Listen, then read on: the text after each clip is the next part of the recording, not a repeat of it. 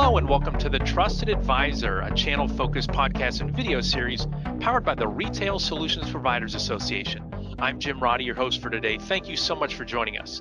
This pod and video series is designed specifically for point-of-sale resellers and software developers, and our goal is to educate you on the topics of technology, leadership, management, sales, marketing, and other small business best practices. Today on the podcast, we'll be talking Reseller Innovations with special guest Bill Fultz, the Vice President of POS for Heartland POS. Bill has been a member of the Heartland team for 5 years now, starting as VP of Commerce for SMB Operations. Prior to that, he was Director of Operations at MenuSoft Systems, and for 6 years, he worked for VAR Delaware Business Systems as Company President. He is also Dare to Lead certified, which we'll talk about a little bit later. Hey, Bill, always great to talk with you. Welcome to the pod. Thanks for having me, Jim. Excited to be here. Yeah, nice to connect with you again. Bill and I have been on some panels together in the past at other industry events. So we're talking reseller innovations. That's a focus. And I really wanted to get your perspective because you and Heartland work with so many different VARs, resellers, dealers, solution providers, call them whatever you want. And you get to see the best of the best, and you also get to see what's not working. So instead of us just talking innovations in general, I'm hoping we can break them down into specific segments that you've seen, starting with VAR innovations with technology, and then also building technology bundles. So let's start there. What are you seeing that's working from a tech standpoint? Yeah, I think that some of the things that are happening now in the VAR industry have been accelerated by the current environment. I don't think that they started when all of this started with us. You know, resellers as a whole have always had to be innovative. Technology has always been challenging them, giving them opportunities to grow their organizations, and also the things that they were currently doing may be commoditized. And so I don't think that has really changed and is a new world necessarily for our VAR channel. We've just had to really get fast at adapting to it rather than taking months or quarters or years, heaven forbid, to adapt to things. You know, we've had to do it really quickly.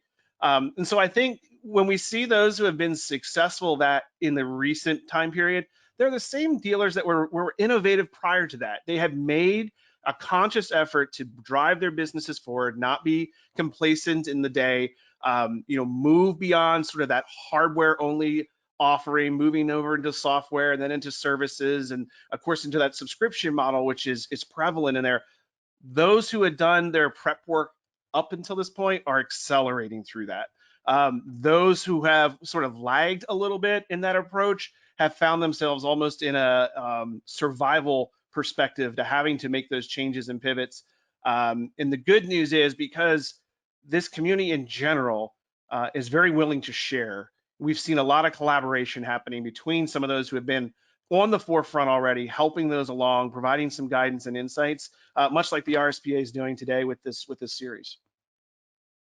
Great, thank you. And you mentioned recurring revenue, and we've seen the transition to the as-a-service business model. I guess what have you seen from that in 2020 in particular? Are there different technologies that you see resellers are adopting on an as-a-service basis? Any technologies that stand out to you that you'd recommend that our audience should dig into to increase their own recurring revenue? Yeah, so I think that the payments obviously is well known in our industry and what that does. I think what was interesting to see is the reliance on payments in a down economy, on how it was a double-edged sword. So yes, recurring is great, but when it's predicated on volume and consumer spending is down, or businesses are closing faster than they're opening, all of a sudden that ever-growing exponential curve doesn't happen. And I think some people were caught off guard by that. It's a lagging indicator a little bit, because as those things are happening, it's normally a 30 or 45 day lag, and then cash flow hit, and I think in a very unexpected way. And I know, Jim, you and I have talked about this in the past, and have gone through many of those. The diversification. I mean, I know it's a buzzword, but those who are diversified in their recurring revenue saw the least amount of impact. So those who had also incorporated software, who had also incorporated services, who had put in managed solutions, whether that was networking and security or other consulting services that dealers have bundled together to provide a larger value proposition to customers, found themselves not as acutely affected by the financial spend of the consumer because those businesses still needed to operate for the most part. So yeah, we had some closures and things and temporary shutdowns. It's still impacting dealers across the country in retail and hospitality. That diversification is very, very important. Some of the things that we like that dealers have gotten involved into is really looking at the holistic picture of what a business needs, their merchant, and what they need to provide. And of course, POS is always sort of centric in that from most of our resellers. Payments goes really hand in hand with that any time today. But also looking at their larger technology. And I think there's really interesting things that have presented themselves. Digitizing menus. It sounds so simple, but that service alone, I know a lot of VARs and resellers quickly realized that in this contactless now world that restaurants and retailers were forced to do, that they could provide very low tech solutions, could do them remotely, which I think is a really important component. Most of the success we're seeing is not on site or on-prem services or solutions they're offering, but they're all done remotely. And they could do that rapidly. They could do it at scale, which I think is another interesting thing we'll dive into a little further today on not just doing one-offs, but building something for scale. And digitizing menus is a great example of that. They were able to solve a need that their customers had quickly with technology and normal and resources most of the dealers and resellers had in their own shops. And they were able to provide a great solution quickly at a low cost to their customers. So that has been very, very important. The other side of this, and we're really starting to see this play out even further in this year, don't expect it to slow down, but in this economic climate, which for some it's a boom, some it's a bust, some they're toe in the middle of the line, spending capital, high levels of capital on technology is really, really scary for a lot of customers. They don't know what tomorrow brings. Are they going to be in a temporary shutdown or they're not? So saving cash flow has been really, really front of mind, not only for our dealers, but for our merchants as well. So dealers who have been able to get into subscription programs offering low upfront cost options for their customers to get into has been really important to drive the technology that these customers are looking at dealers are in a good place to provide. Yeah, for those who are watching this on our YouTube channel, I've been nodding all throughout because I'm agreeing with what you're saying, and you're really echoing what we talked about at the RSPA Academy Education Symposium, our industry expert panel. Not diversifying your verticals, right? Because then you're not an expert, but by diversifying your revenue, and then also you mentioned a holistic approach about really becoming that total solution provider, not only limiting yourself to what happens at the point of sale. And you said digital menus is a great example of that. Can you give any advice or any insights in terms of what you've seen? If a reseller is listening to this right now and they're like, man, I'm more of a POS dealer than I am that holistic provider, what are some steps that they can take to start going down the path in order to do that? How do they begin that journey? Yeah, I think if you don't have the resources or you don't feel you have the bandwidth internally to maybe tackle some new frontier with your customers, I think you mentioned one which is very important. Don't look to branch outside of your vertical that you do today. So if you're a specialist in grocery, stay a specialist in grocery. Don't go and try to capture a new market like C stores, if for an example. Do what you do well, because that's where the value comes across. You have the most profitable dollars are going to be made in the vertical and you're an expert in today. But if you feel you're stretched or tapped in that, networking, I know it feels like it's a 1990s theme there, but networking with other businesses and like-minded entrepreneurs is a way to get involved. Find those who have expertise in that niche and get close to them. It doesn't have to be adversarial. You can learn a lot from each other. And you can scale moving forward. And it doesn't mean that is your strategy forever, but it could help you gain a foothold in your market today and become that leader and bring those expertise to your merchants at a capacity that you're able to take on without growing your costs or your labor overhead. And so I know it feels cliche, to go networking and all that, but it really does work. And opportunity brings opportunity. One of the things that we have seen that has not worked, and I won't call out names because it's not valuable, but the folks who are really struggling in the VAR community that we see have their heads in the sand. and they're trying to take on the world by themselves. And we have a terminology in organization, stronger together. Another one of those fun buzzwords we like to throw around, but it really works. Like, you cannot do everything yourselves. If we haven't learned anything from this new world environment, is that we need to rely on a lot of varied resources to make this thing work, and it can. But we've got to be open to it and realize sometimes all those don't come directly in-house. Yes, and the power of community is really important, where it's going to take you a long time to build up that internal expertise. But if you lean on your vendors, lean on your distributors, lean on ISVs, lean on other resellers, and really find, again, you don't just jump into a partnership without getting to know somebody, but a lot of opportunity there. And I know, Bill, that you guys have a community, RSPA, anybody who's a member listening to this, we're more than happy to make warm introductions for you. If I can also share, Bill, the power of community and leaning on one another. Do you remember the first panel that you and I did together a few years back at the VARTech event? Do you remember that at all? Oh yeah, we did. Yeah, I do. So here's part of why I remember it is there was a mix-up internally. This is going back 3 or 4 years. I didn't realize I was supposed to be on this panel, and I'm actually going to another panelist starting in the POS world. I get a phone call from my cell phone. This is down in the Bahamas at VARTech. Mark Fraker, the VP of Marketing, he says, "Where are you?" I said, "Oh, I'm watching this POS panel." He said, "Well, you're supposed to be on my panel." I'm like, "What are you talking about? That isn't until this afternoon." He said, "No, that's the other panel. You need to come into this room. You're a panelist." And I didn't even know what the topic was. I remember walking to that room and seeing the big sign out in front. It was some like really technical payments thing. I remember thinking like, oh my gosh, like I am not a technical payments guy. Like I can give a reseller standpoint. And Bill, I was so happy to see you at the table. And also Bob Janesh was there from Digital Transactions. And remember, before we started the questions, I like huddled you two guys together. I'm like, I'll give the reseller perspective, but you guys got to go first. Like you guys are the experts here. So if I had a cap on now, I tip it to you. I'm forever indebted to you. And again, it just shows the power of community where you guys brought your own specialty. I brought my own perspective to it. Again, forever indebted to you for that. So again, it was just another panel for you, but for me, it was the least prepared I ever was walking into a panel. Yep, that was a good afternoon. Yes, always happy to lean on you. And so we'll continue to do that for the next 20 minutes here. And so thank you for talking technology. Let's talk about innovative go-to-market strategies and tactics. So what are some innovations that you're seeing from Heartland resellers in the areas of sales and marketing? Well, I think one of the areas that we've seen resellers really have to dig deep is remote selling. And so when you talk about community and the VAR, like their go-to-market, so much of it was getting face to face, at the table with the merchant, sitting down and demonstrating what they could do, whether it was from their technology, their point of sale solution, their organization value.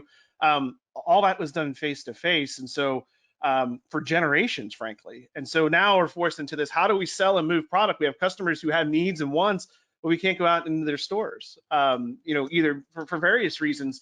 And so remote selling was a big component. How do we show an experience? How do we create an emotional connection between an organization and a merchant, and not just become like everyone else on the internet? And so I think that was challenging, and still continues to be a bit of a challenge, I think, for a lot of our VARs to do that. But they're getting really good at it.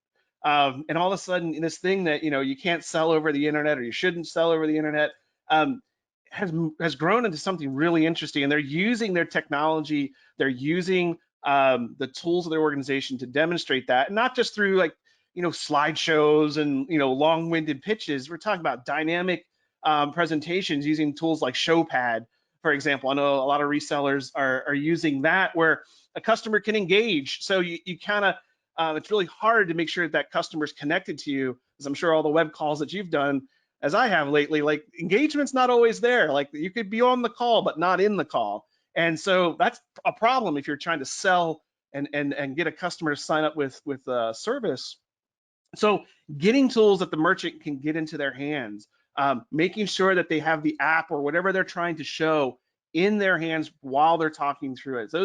It's using the technologies that we've all taken for granted and using it to promote and educate around our tools and technology. That's gone really, really well. Great. Tell me, you mentioned ShowPad. What exactly is that? If you can kind of paint a picture for folks who are like me, writing down that note and saying like, ShowPad, I got to dig into this. What exactly is it, Bill? Yeah, so it's a way to present multimedia to a prospect. Some people also use it for training materials internally. So it has a lot of uses, and there's other things that do that. What's interesting to think about this tool is it actually helps you measure engagement. So you can tell if they've accessed that sales and marketing piece. You can see what they engaged on and what they actually are using. That gives you great information to what you want to be following up on, what lit their interest, whether they verbalize that or not on the call with you, even after the fact, what are they looking at so that you can have meaningful follow-up dialogue. I see that tip sharing, for example, was something that you access multiple times after our call. Is there something we need to dig into on that, or you're having a problem that I can show how we're solving that? And so it's, again, all of those nonverbal cues that we would have done in person, we're able to use technology to help capture that and provide a more meaningful experience in our engagements with our prospects. And it's not just a tool you can use for acquisition of clients. You can actually use it for sending it to your merchant base too, measuring their engagement. What are they enjoying and seeing, all in one sort of easy to use tool. And you can do this. What's nice about that tool, you can do it remotely, like we just did. And I've also seen some salespeople actually take it with them in the field when they are able to do a face-to-face interaction, putting that there, and it makes the transaction more powerful. Interesting. Yeah, thank you for that. I know I've heard a And lot you about don't need remote. a technical degree to run it. It's super Okay. simple. Great. Yeah, I've heard about a lot of folks, being forced to go remote, but then struggling. What tools do I use in order to do this? So that's a good one for folks to look into. So remote sales, and then also remote service as well, right? Because services had to change drastically during COVID. But I'm hoping you could pull back a little bit and tell us about what service innovations have you seen from resellers, both related to COVID and also unrelated. Like, what are just some general best practices that you've seen how resellers are serving their merchants better? One of the things that, and I think it's what's the mother of invention is necessity, or however that one goes, Yes.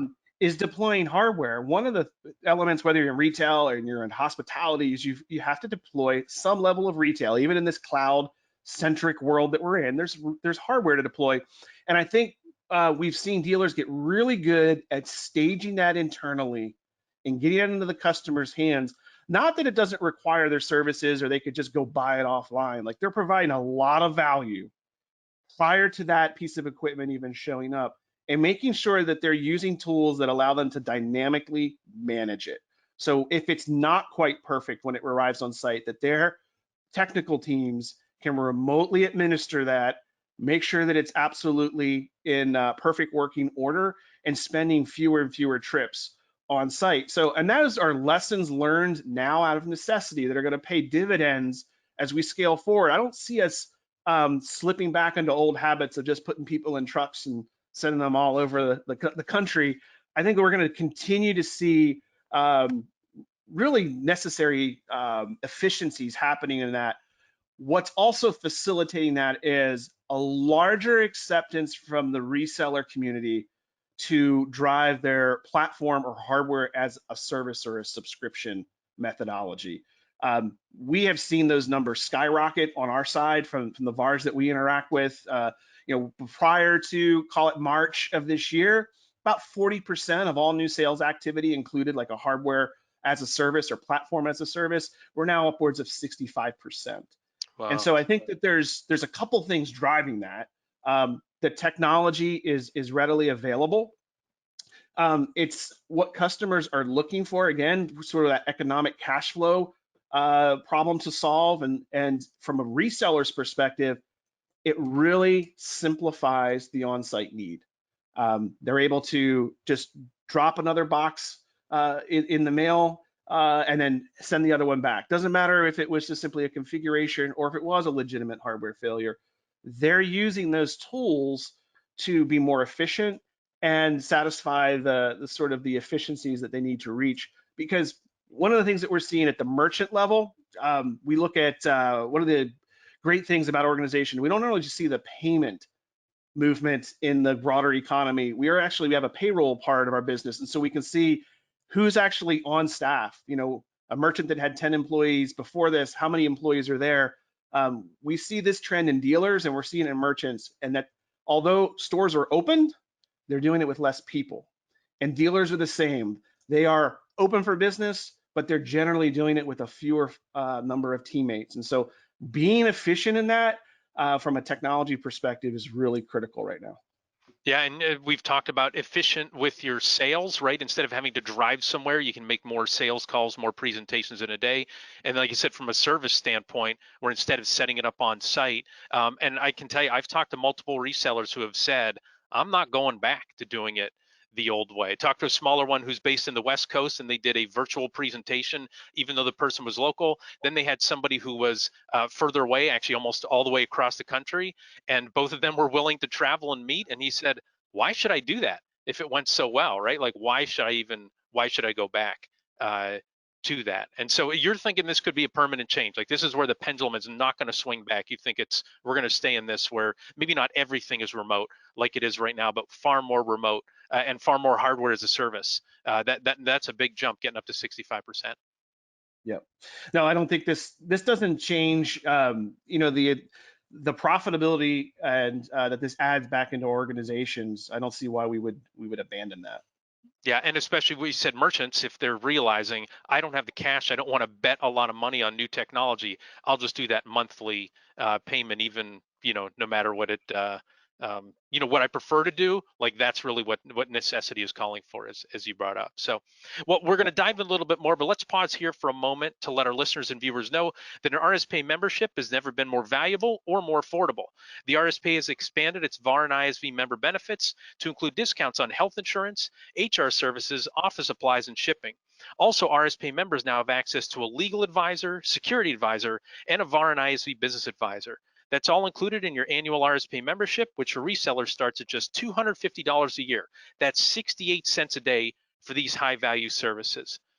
Without the RSPA membership, you'll either spend thousands of dollars paying an outside consultant who doesn't know the channel, or, as Bill referred to earlier, you'll end up going it alone during these turbulent times in our industry. Accelerate your success by joining the RSPA today. Also, thank you to our sponsors who support the RSPA community and make this podcast possible. Our platinum sponsors are Blue Star, Heartland, ScanSource, and Shift4 Payments. And then finally, in response to the COVID-19 crisis, the RSPA has launched the RSPA Solutions Center, a new online platform designed to introduce VARs and ISVs to innovative solutions and connect them with the providers of these solutions. You'll find product details, videos, white papers, case studies, channel executive contact information, and more. Grow your channel business today. Google RSPA Solutions Center. To receive the benefits of an RSPA membership or RSPA sponsorship, email membership@gorspa.org. That's membership@gorspa.org. All right, so we touched a little bit on staffing.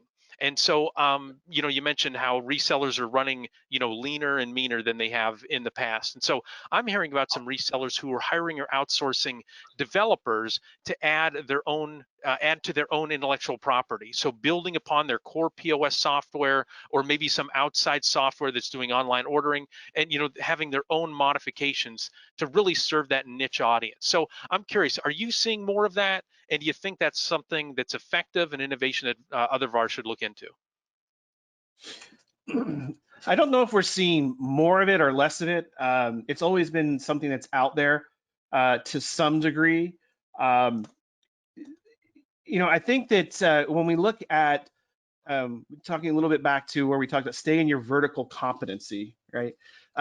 Many, not all, but many VARs are not software development houses. And so what normally is necessity brings about, you know, the sort of the catalyst to maybe look at this. Maybe they're not finding that solution in the market today through ISV channels, or they have specific client niche requirements that they're trying to solve in order to capture or save business.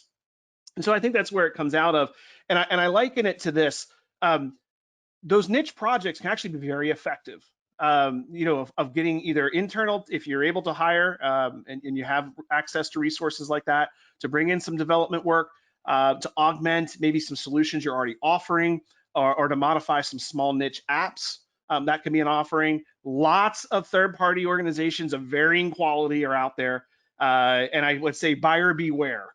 If it's too good to be true, do your due diligence. Software is a very interesting animal from a legal standpoint.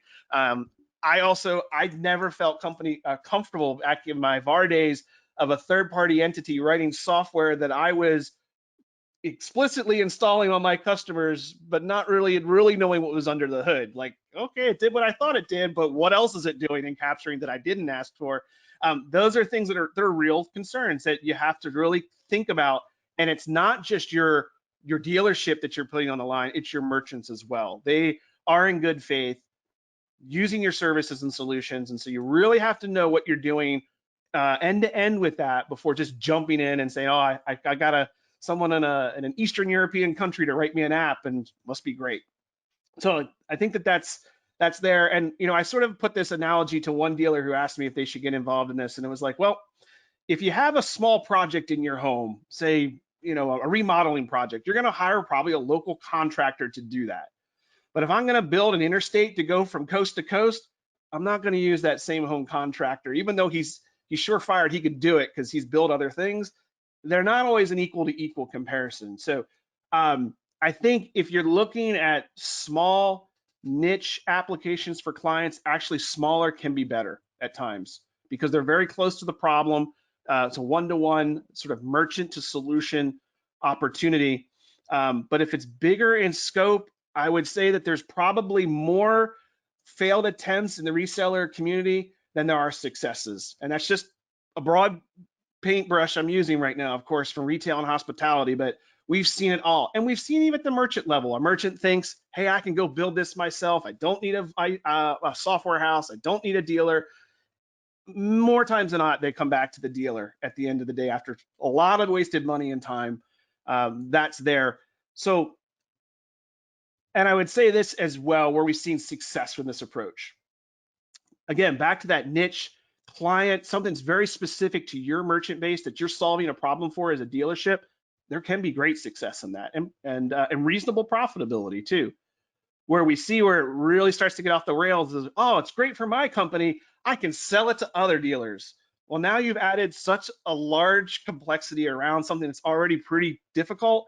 Now you have to support other resellers. Now you're on the hook for their merchants. And that is generally not what most dealerships are engaged in their day-to-day activities. And so it's one of those things that if you're really keen on it, I would highly suggest that you, one, talk to others who have done it both successfully and unsuccessfully. Like, go find both sides of the coin and do your due diligence. And the other is have a business model that shows that if you do continue down this path, what is the profitability, what's the liability, and do a real business plan around it rather than say, hey, I got a guy who can write some code. Let's throw it out there and see what happens. It's a serious undertaking. And with all the complexities of cloud and security and all that stuff that now touches, we just had a VAR, not a great story for the positive side of this, had a VAR who partnered with a third-party entity only to realize that they were exposing payment data in a non-secured fashion. And after several months of the product being in the market, they discovered this is out there. So again, buyer beware, do your due diligence. It can be successful, but it's not 100% foolproof by any means. Yeah, it's not like adding a new technology to your bundle like cellular failover, right? Like you can go and partner with somebody and they're able to install that and the thing just kind of works. You get alerts and stuff like that. Like that is an easy bolt on to your business. I haven't seen anybody do this successfully as a hobby, right? Like I'm a VAR on, then I'm going to do this ISV thing and kind of dabble in it. It really changes what you do and it really changes the competency that you need to have. And like you said, you really have to dig in before you determine what's going to work for you. And I've always said in business, I've learned this the hard way, just because you can doesn't mean you should, right? And just because you can go and do your own software doesn't mean you should. You have to see what's going to fit your own situation and make sure you find the right partner or partners to do that. So that kind of dovetails into my next question. So can we talk about what you see that's not working? So I know it can be instructive for resellers to understand things that they should avoid. What are some common mistakes that you've seen resellers make, and or what could some of them be doing better? I think you kind of alluded to that earlier in terms of the folks who have their head in the sand and just aren't moving forward. I guess, can you expand upon that or some other mistakes you're seeing some resellers make, Bill? Yeah, I think this seems a little contradictory to an earlier statement, but I think one of the mistakes that we see is going too much into the recurring too quickly. And so that throws the cash flow of the business upside down dramatically. And it's often because uh, the presentation to the customer hasn't been refined enough where you're able to say, okay, this is a value statement. This is the service I'm delivering you today. Tomorrow that service has already been performed. And so I can't go back. I can't recover it if you decide not to pay me next month on my time. So being very aware of what's appropriate to charge as an upfront cost versus a recurring cost, and that delicate balance that exists, and explaining that to the customer of why. Yes, I need X number of dollars to deploy your system, and the monthly cost for that is going to be, X. So having that is a real important sort of tipping point from success to failure. We've consulted with many dealers who are like, I went all in, I did the playbook, I drank the Kool-Aid, I can't pay my people. Mm-hmm. And it was like, hold on, let's draw it back. And they're like, yeah, the value proposition is off balance here. We've got to bring that in. I think that's the biggest challenge we see in order to capture the sale, to gain new business, that we're going a little too deep into realizing there is value in what the reseller brings, and the time and the energy that they put into it cannot be left behind. Right, like adding remote monitoring, if someone adds that kind of software, some other managed service, you might be able to do just a flat monthly fee right from the get-go because there's not a lot of overhead. Blake said hardware as a service or a major installation and configuration, you've got to figure out what is upfront and what do you do on a monthly. How can resellers figure that out? Like, what is the best way to do that? Is that something they have to figure out on their own, or is it going back to what we said earlier, lean on the community, talk to other folks, talk to folks like yourself and say, how are other people accomplishing this? Is that really kind of the only way to do it? You just got to do your legwork? You'd have to do your legwork. Obviously, asking others who are doing similar situations or using similar softwares or deployment practices, and seeing what's working for them, and asking a question, what's not. I always call it the rule of halves when you talk with the reseller community. If it's great, then it's probably half that amount. If it's bad, you should probably double that amount, and use that as a guidepost. If you can operate within that area of threshold, you probably have a success in the making there. I'd also mention that it's okay to do when you're getting involved in, say, maybe a newer service or a new add-on to your organization, or sort of modular element that you're doing.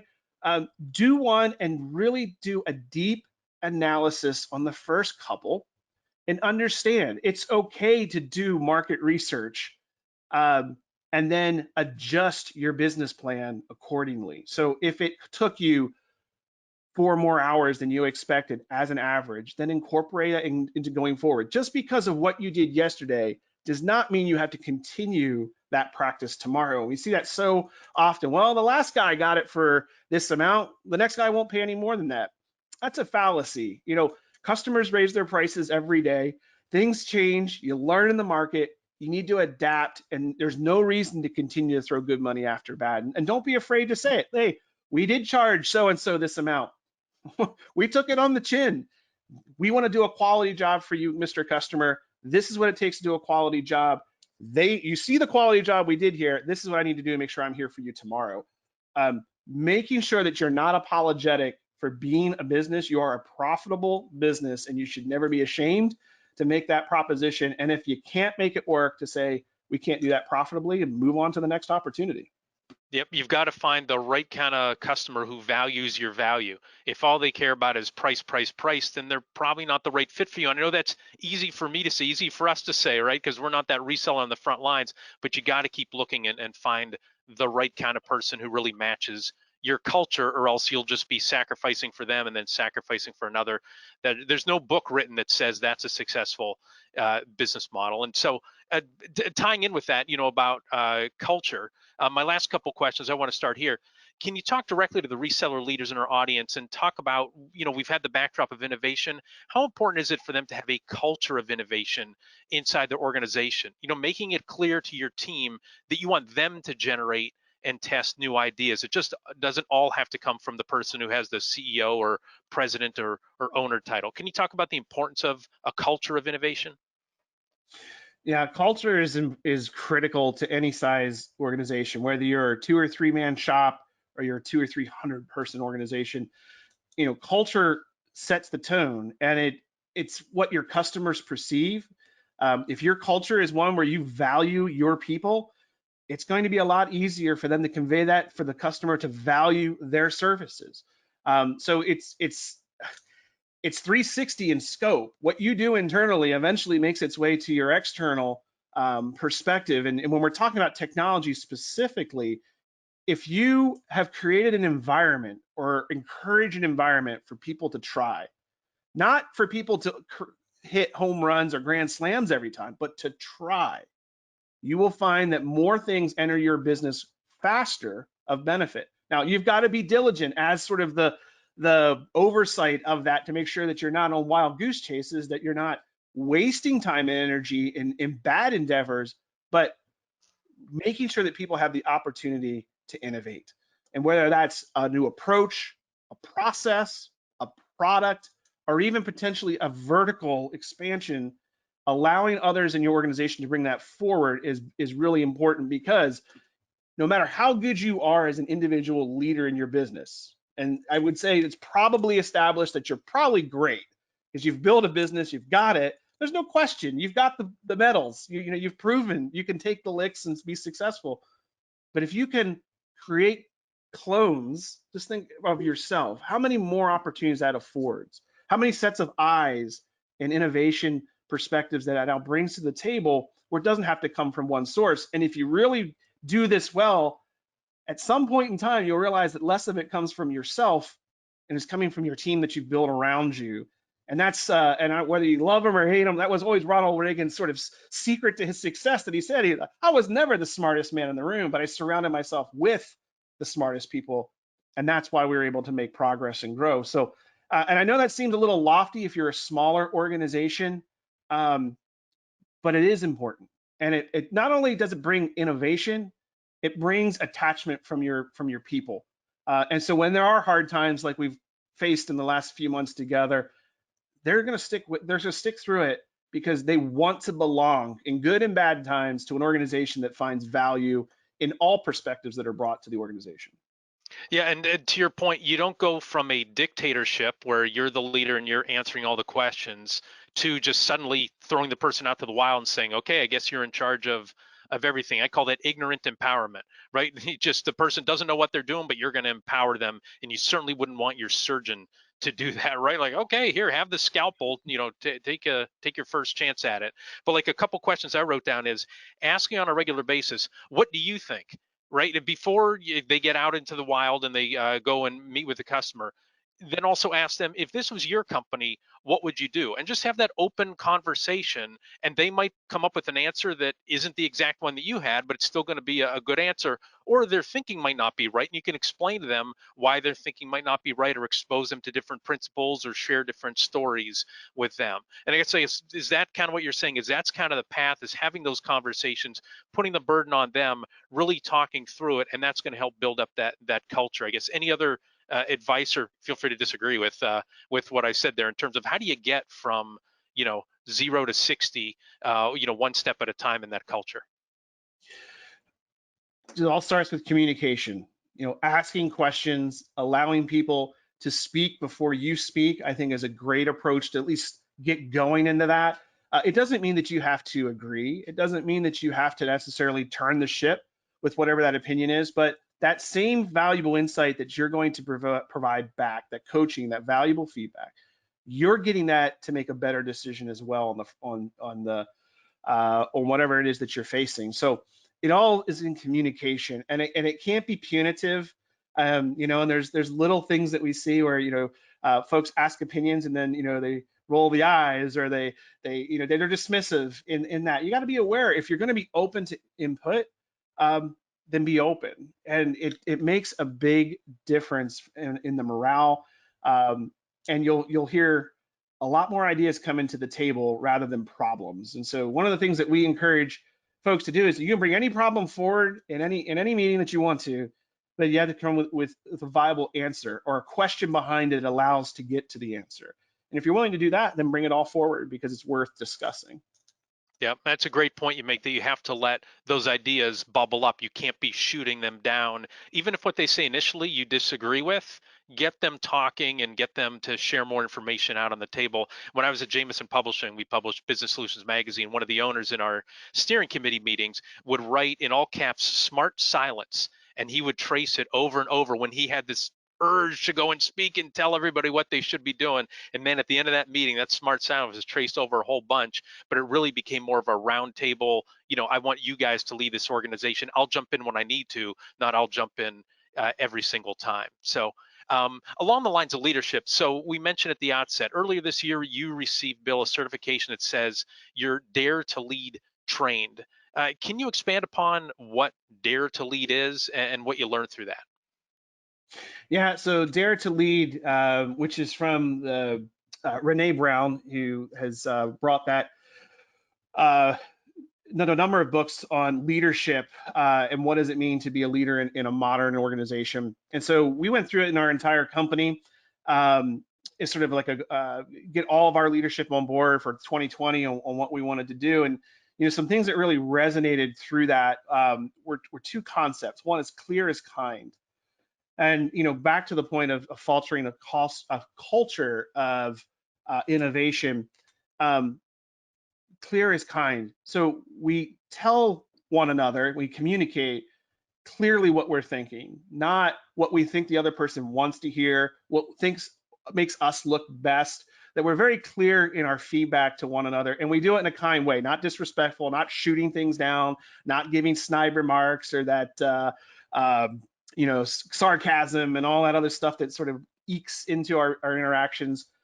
But be kind to each other, because if I really want us to do well as an organization, then I want what's best. I have positive intent in what I'm doing, and so I'm going to do that in a clear and a kind way. And through that, we encourage people to rumble, not fight, not fisticuff, but rumble respectfully with each other when there is things to be challenged. If things don't seem right, or you're not